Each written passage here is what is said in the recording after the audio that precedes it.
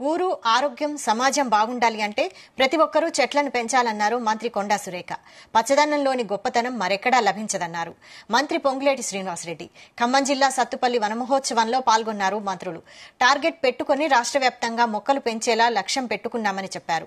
అడవుల్లో ఫలాలు ఇచ్చే చెట్లను పెంచి కోతులు బయటకు రాకుండా అధికారులకు మార్గదర్శకాలిచ్చామన్నారు. ఒక్కో వ్యక్తి 5 నుండి 10 మొక్కలు పెంచేలా సంకల్పం రావాలని పిలుపునిచ్చారు మంత్రులు.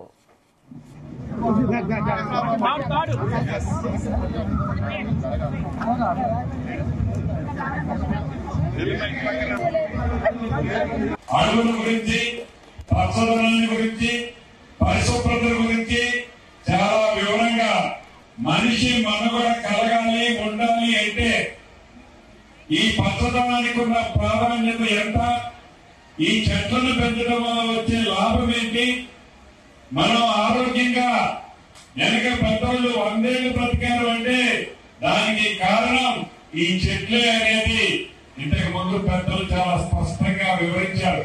ఇది నిజం కూడా. ఈ గ్లోబల్ వార్మింగ్ తగ్గాలన్నా, మనకు అనారోగ్య సమస్యలు రాకూడదన్నా, మనందరూ కూడా ఆరోగ్యంగా ఉండాలన్నా, ఈ గాలిలో ఉన్న కార్బన్ డైఆక్సైడ్ పోయి మంచి ఆక్సిజన్ జరగాలన్నా, ఈ కాలుష్యం నియంత్రించబడాలన్నా, వీటన్నిటికీ ఒకటే పరిష్కారం మనం మొక్కలను పెంచడం, వాటిని పెద్దలు చేయడం.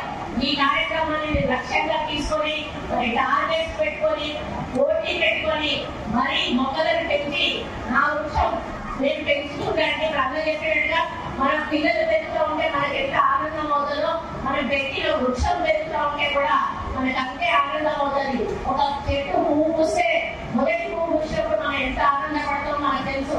అదే విధంగా మీ చెట్టును మీరు కాపాడుకోండి. దాని ద్వారా మరి సమాజాన్ని, సొసైటీని కాపాడండి. మన ఆరోగ్యాలకు రక్షణ కల్పించాలి.